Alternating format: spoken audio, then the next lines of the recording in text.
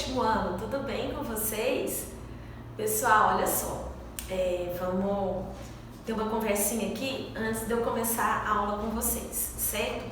Nosso conteúdo do livro, ele praticamente tá quase encerrado, tá? E a gente tem ainda aqui um bimestre pela frente. Eu espero que logo a gente retorne às aulas presenciais. Quando nós retornarmos, eu quero fazer as atividades práticas que não fizemos no livro, tá bom? Mas fiquem tranquilos, esse conteúdo de hoje não está no livro, ele é um complemento, como eu tenho feito ultimamente nas nossas aulas, tá bom? Vamos prestando atenção, vamos anotando e depois, no decorrer do bimestre, eu vou passar para vocês a avaliação prática, que vai ser também um trabalho, como a gente sempre tem feito, né, no decorrer do ano. Tá bom? Então, esse conteúdo aqui é uma complementação, tá certo? Tem detalhes no livro? Sim, tem, mas aqui ele é bem mais aprofundado e a gente já viu algo relacionado no livro. Então, vocês vão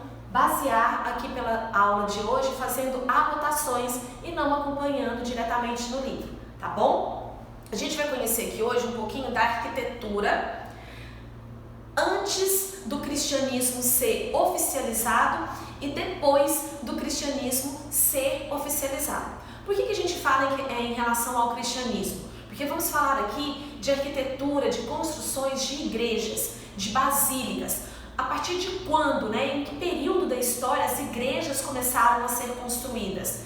Então isso envolve toda a arte cristã e a cultura do cristianismo também, porque o cristianismo ele foi a primeira religião do mundo. Então as primeiras igrejas que surgiram foram igrejas voltadas para o cristianismo. A gente vai conhecer aqui então as duas fases que existiram. Na primeira aula de hoje nós vamos ver a arte cristã primitiva, também chamada de arte das catacumbas. Pessoal, a arte cristã ela é dividida então em dois períodos. O período antes da oficialização do cristianismo, onde os cristãos eram perseguidos e muitas vezes mortos pelo imperador, porque a religião não era permitida. E eu vou explicar para vocês por quê. Nesse período em que a religião não era permitida, os cristãos escondiam, se refugiavam em determinados locais que eu vou mostrar aqui, para poder praticar os seus cultos.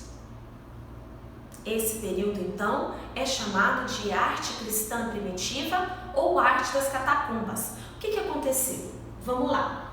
Características aqui do período que está escrito aqui, eu vou estar explicando para vocês. Então, eu prefiro mostrar uma imagem e explicar para vocês não se apegarem tanto àquelas palavras, aquele texto que estava aqui nos slides anteriores. Pessoal, é o seguinte. O cristianismo, quando surgiu, o imperador romano, ele se sentiu completamente ameaçado, porque o cristianismo, ele pregava o quê? Ele pregava que o filho do rei, que era Jesus, iria nascer. E qual era o papel do imperador? O papel do imperador era o representante de Deus na terra. Ele tinha todo o poder, tanto de governo, como religioso e na vida pessoal da população em geral. Ele era o grande rei, era ele que mandava e desmandava na população. Então ele se sentiu completamente ameaçado quando os profetas apareceram e anunciaram que o novo rei iria nascer, que era o Filho de Deus que iria chegar. O imperador, obviamente, na cabeça dele, ele se sentiu ameaçado, ele não acreditou naquilo e ele passou a fazer o que? Era perseguir os cristãos e, obviamente, também a perseguir o nascimento de Jesus Cristo, porque ele queria matar Jesus Cristo. Então, o que aconteceu? Nesse período, os cristãos não podiam praticar os seus cultos ao ar livre, abertamente com o público. Por quê? Porque eles eram perseguidos pelos soldados do imperador. Então, por esse motivo, eles começaram a se esconder dentro das catacumbas. O que eram as catacumbas? As catacumbas eram espécies de túmulos onde os mortos eram enterrados, eram grutas. Não eram enterrados terra abaixo, não. Eram grutas, normalmente pedras, rochas, e ali dentro dessas grutas eram os túmulos. Então, os cristãos se escondiam lá dentro para poder praticar os seus cultos religiosos.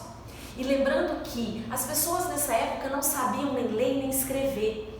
Então, a maneira que eles encontravam de registrar e também de transmitir os conhecimentos religiosos eram através de desenhos. Mas eles eram artistas? Não, não eram artistas. Eles eram pessoas simples do povo comum, sem dom artístico, mas eles faziam esses desenhos nas paredes das catacumbas para poder transmitir com mais facilidade os conhecimentos cristãos. Então aqui, nos slides anteriores aqui, olha, eu venho colocando isso para vocês. Aqui as características do período da arte cristã primitiva ou período das catacumbas. Foi um longo período de perseguição aos primeiros cristãos devido à propagação de sua religião. Catacumbas, lugar de enterrar seus mortos. Refugiavam-se nas catacumbas para cultos religiosos. E surgem também nas catacumbas as primeiras manifestações artísticas da arte cristã primitiva. A arte era realizada por homens comuns, ou seja, eles não tinham nenhum preparo artístico, eles não eram artistas. A arte era simbólica, rudimentar e muito figurativa.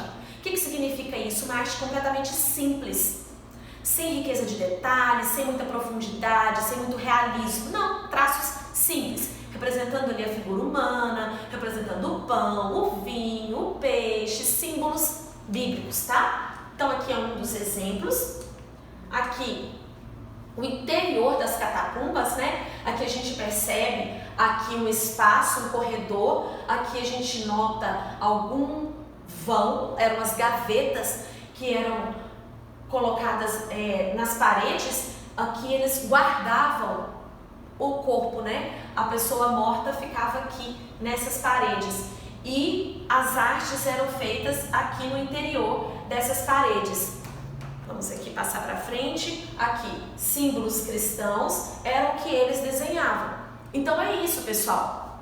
Então a arte cristã primitiva, ou arte das catacumbas, ela é identificada dentro da fase da história como um período onde o cristianismo não era oficializado e eles eram perseguidos pelo imperador. As principais catacumbas, onde são? Em Roma. Catacumba do Cemitério Maior de São Calixto, São Sebastião, Santa Inês, Priscila e Domitila. Essas aqui são as principais catacumbas em Roma, onde encontram ali registros nas paredes das artes cristãs. E quando foi que o cristianismo passou a ser oficializado?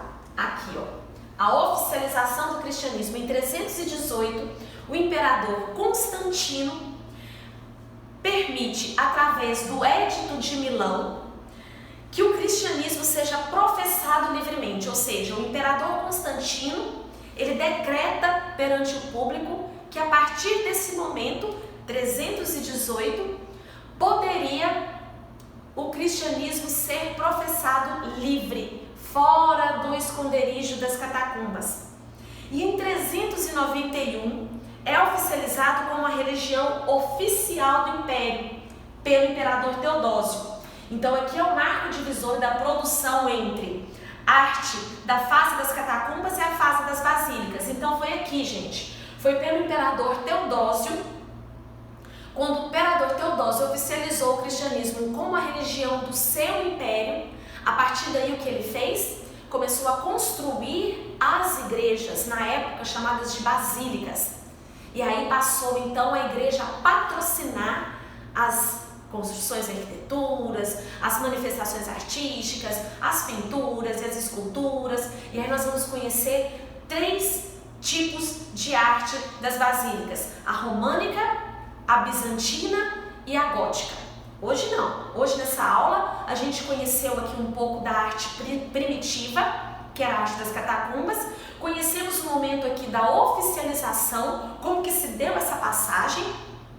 E ela se deu, pessoal, da seguinte forma: o imperador Teodósio, ele somente oficializou o cristianismo como a religião do seu império porque ele percebeu que todos os seus soldados, inclusive a mãe dele, já era cristã. Então ele não podia, ele se viu completamente acuado, ele não podia prender os seus soldados, prender a sua mãe.